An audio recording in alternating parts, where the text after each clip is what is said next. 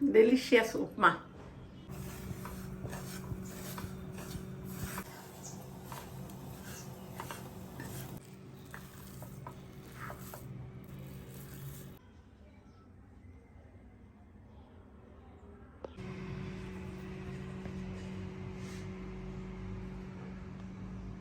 Hello, હું Sushma, naturotherapist. Sushma's cooking with healthy સાઇડકિકમાં welcome. મસ્ત મજાની નવી રેસિપીસ લઈને આવી ગયા છીએ. આજે આપણે બનાવશું રવાના ઉપમા. રવાને સોજી પણ કહી શકાય. અને આ સાઉથ ઇન્ડિયન ડીશ છે. તમને હું ઓથેન્ટિક સાઉથ ઇન્ડિયન સ્ટાઇલથી રવાના ઉપમા બતાવીશ. બહુ સરસ થશે. બધા જ રવાના ઉપમા બનાવતા હોય, પણ તમે આજે મારી રેસિપીસથી બનાવશો ને તો એકદમ છૂટા અને ફ્લપી થશે. થોડાક સિક્રેટ ઇન્ગ્રીડિયન્ટ્સ છે અંદર ફ્લપી કરવા માટે, તો તમે મારો પૂરો વિડીયો જોજો અને એ રીતે બનાવજો. તમે વિડીયો જોશો ને પછી તમને ગમશે તો લાઈક પણ ચોક્કસ આપી દેજો, તમારા ફ્રેન્ડ સાથે સબસ્ક્રાઈબ પણ કરી દેજો અને શેર પણ કરજો. રવાના ઉપમા બનાવવા માટે મેં લીધો છે અહીંયા રવો, લગભગ પોણા કપ જેટલો રવો છે. 1 વાડકી રવો, તેલ અને ઘી. બહુ ઓછું જોશે પણ જોશે. ઓનિયન, કોથમીર, લીલા વટાણા, આદુ, મીઠું, કાજુના પીસ, સિંગદાણા, વઘાર માટે રાઈ, જીરું, અડદની દાળ, ચણાની દાળ, કઢી પત્તા અને લીલા મરચાં. ઉપમા બનાવવા માટે સૌથી પહેલાં ગેસ કરશું. તેના ઉપર એક પેન મૂકશું. જે મેં રવો લગભગ પોણો કપ છે મારો, અને આ 1 કટોરી થાય એને આપણે શેકી નાખશું. પેન થોડું ગરમ થયું એટલે રવો કોઈ ઘી તેલ નાખ્યા વગર કોરું શેકવાનો છે, અને એને 2 થી 2.5 મિનિટ માટે શેકવાનો છે. કોઈ કલર આમાં ચેન્જ નથી કરવાનો કે શેકાઈ જાય એટલે બ્રાઉન કલર થઈ જાય, એવું નથી કરવાનું. રવો 2 થી 2.5 મિનિટ થઈ શેકાઈ ગયો છે. હવે એને તમે એક બાઉલમાં કાઢી દો. પેન ગરમ જ છે. 2 ટેબલ સ્પૂન તેલ નાખો. ફાસ્ટ કરો. 1 ટેબલ સ્પૂન જેટલા સિંગદાણા જે તમે આમાં તળી નાખો, થોડા ફ્રાય કરી નાખો. ફ્રાય કરેલા સિંગદાણાનો બહુ ક્રન્ચી ટેસ્ટ આવે. સિંગદાણા થોડા ફ્રાય થઈ ગયા એટલે એટલા જ કાજુ ના નાખો.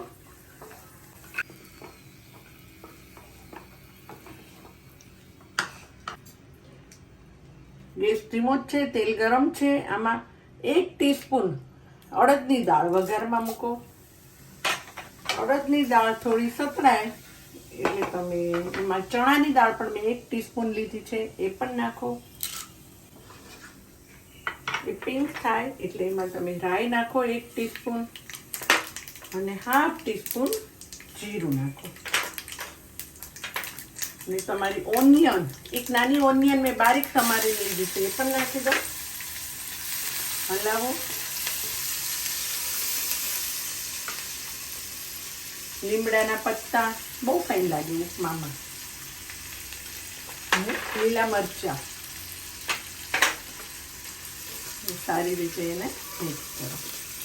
આમાં 1 ટીસ્પૂન મીઠું નાખો. મેં 1 થી 1.5 ઇંચ આદુ જે છીણીને લીધું છે એ પણ નાખી દો.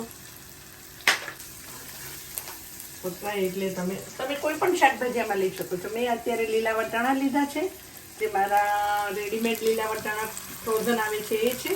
તમે ગાજર કે કેપ્સિકમ, ફણસી, કોઈ પણ વેજીટેબલ્સ નાખી શકો છો.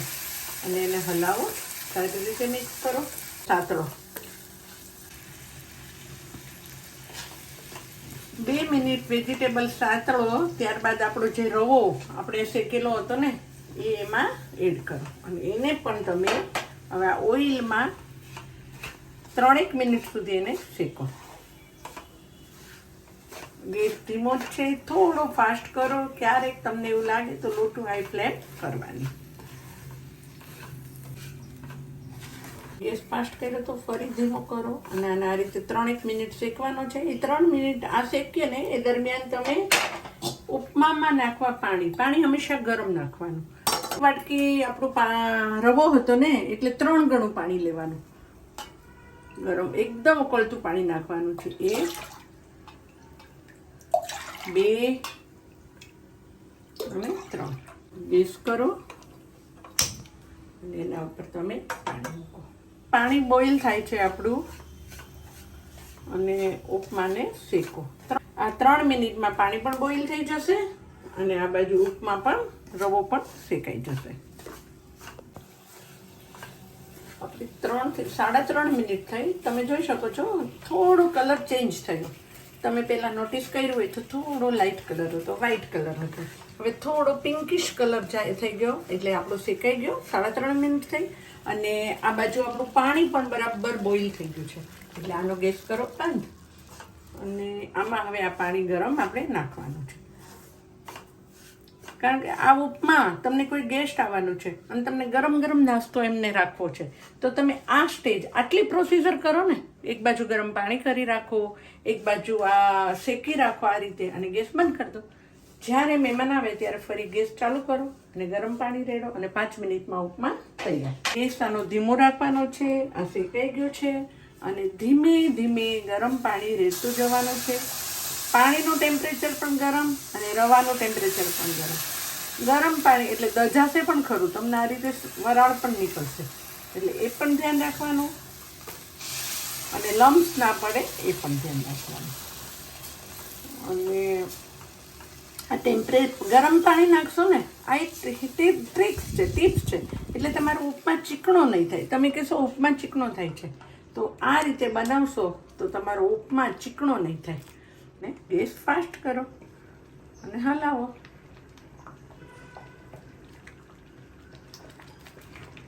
તમે મારો પૂરો વિડીયો જોજો. દરેક વખતે તમને ટાઈમે કંઈ પણ ટિપ્સ મળતી રહેશે. ગેસ ધીમો કરો. એકદમ આ ઉડે છે ને આના છાંટા તમે જોઈ શકો છો તો તમે ગેસ થોડો ધીમો કરી નાખો. તમે સવારના બ્રેકફાસ્ટમાં કરી શકો, સાંજના નાસ્તામાં ઉપમા કરી શકો કે ઘણીવાર રાત્રે હળવું ખાવું છે તો તમે ઉપમા કરી શકો. સવારે પણ તમારા બાળકો વડીલો ઉઠે પહેલાં તમે આટલી અડધી પ્રોસીજર કરી રાખો તો ફટાફટ એના લંચ બોક્સમાં પણ ભરી શકો છો. અને એકદમ આ રીતે ડિલિશિયસ ઉપમા છૂટા પણ ખરા અને ફ્લફી પણ થશે. અને હજી એક સિક્રેટ ઇન્ગ્રીડિયન્ટ્સ છે, મેં તમને પહેલાં બતાવી દીધું છે, એ આપણે આમાં નાખશું. એકદમ ફ્લફી ઉપમા થશે. આપણે લસણ નથી નાખ્યું. તમે ખાતા હોય તો આમાં લસણ નાખી શકો છો. બધું જ પાણી આપણું એબ્ઝોર્બ થઈ ગયું રવામાં. જો તમને છૂટો ઉપમા જોતો હોય ને તો તમે ડબલ પાણી નાખો. પણ આપણને આ ટાઈપનો ઉપમા જોઈએ છે ઓથેન્ટિક સાઉથ ઇન્ડિયન સ્ટાઇલનો તો તમે 3 ગણું પાણી નાખો. અને હા, હવે આમાં આપણે ખટાશ તો કંઈ નાખી જ નથી તો આમાં આપણે ખટાશ નાખવા માટે લીંબુનો રસ પણ નાખી શકાય. પણ હું તમને મારું ફ્લફી કરવા છે ને આપણે તો સિક્રેટ ઇન્ગ્રીડિયન્ટ્સ કહું કે આપણે 1/4 કપ આપણી ઉપમા હતા ને, રવો હતો ને 1/4 કપ, તો એમાં 3 ટેબલ સ્પૂન દહીં નાખી દો. દહીં નાખવાથી એકદમ ફ્લફી ઉપમા થશે. આ રીતે 1 કપમાં 3 ટેબલ સ્પૂન દહીંનું માપ રાખવાનું. ખટાશ પણ આવી જશે અને દહીં મોળું હોવું જોઈએ, ઠીક અને મોળું. અને એકદમ ઉપમા તમે જોશો આખા ફૂલીને ફ્લફી થઈ જશે. દહીંની જગ્યાએ લીંબુનો રસ પણ નાખી શકો. અને ઓથેન્ટિક સાઉથ ઇન્ડિયન ટેસ્ટ આપવા માટે ઉપર આપણે થોડું ઘી નાખવાનું છે. આખું પેન તમે પહેલાં જોયું હશે ને દહીં નાખ્યા પછી ડિફર જુઓ તમે. આ સિક્રેટ ઇન્ગ્રીડિયન્ટ્સ છે.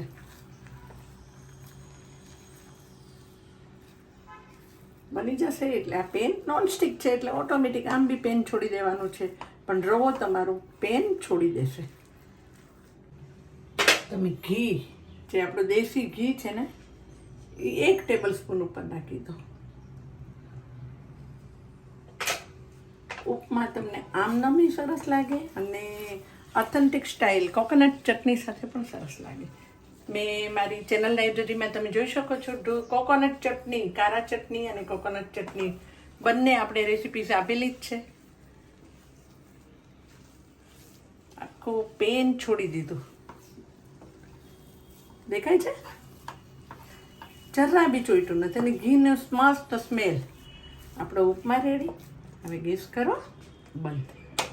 અને થોડી કોથમીર બારીક કાપીને મેં રાખી છે, એ ઉપર પણ સ્પ્રિંકલ કરવાની અને તમે લાસ્ટમાં નાખજો, જેથી એનું ગ્રીન કોથમીરની સ્મેલ પણ અંદર બેસી જાય અને ગ્રીન પણ મસ્ત દેખાય. 1 મિનિટ એને સિજવા દો, પછી આપણે સર્વિંગ ડિશમાં કાઢીશું. ઉપમા 1 મિનિટ થઈ ગઈ, સીજી ગયા છે. કોઈ પણ વસ્તુ બને ને પછી તમે એને 1 મિનિટ માટે થોડું સીજવા દો ને તો બહુ ફાઇન થાય. અને આ કાજુ અને સિંગદાણા, એકલા કાજુ ઓથેન્ટિક સ્ટાઇલમાં સાઉથ ઇન્ડિયનમાં એકલા કાજુ નાખે, પણ સિંગદાણા પણ બહુ ક્રન્ચી લાગે છે. એ અડધા નાખ્યા મેં અને અડધા અને મિક્સ કરો, જેથી તમે ખાઓ ને તો વચ્ચે પણ આવે. તમને સર્વિંગ માટેની એક નવી ટ્રીક પણ કહું કે તમે આવું એક કાચનું બાઉલ હોય ને એમાં થોડું ઘી લગાડો અને આ રીતે પણ સર્વ કરી શકો છો. આ રીતે ભરો અને આ રીતે વચ્ચે આ રીતે પણ તમે સર્વ કરી શકો છો. તમે આ રીતે ચમચું હોય, તમને નાના નાના કરવા છે, આ રીતે તમારું સ્પૂન હોય ગોળ, તમને જે શેપ આપવો હોય એ આપી શકો. તો તમે ધારો કે નાની નાની આવી ડીશ હોય એમાં, અથવા તો તમે આ રીતે આને બાજુમાં આ રીતે પણ કરી શકો છો. સર્વિંગની બહુ અલગ અલગ રીત છે અને પ્રેઝન્ટેશન એટલું મસ્ત કરો ને તો મજા આવી જાય. સર્વિંગ કરો, એક ડીશમાં કાઢી લો.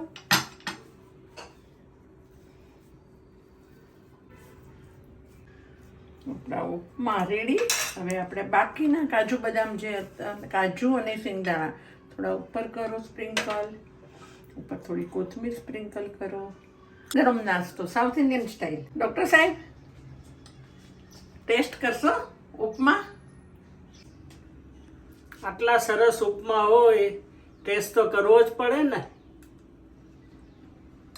ઓસમ taste, south Indian taste, very nice upma. Thank you watching my videos. અને ચાલો ફરી યાદ આપી દો, સબસ્ક્રાइब કરાવી દો, શેર કરો, લાइक करो. मिलते हैं ब्रेक के बाद.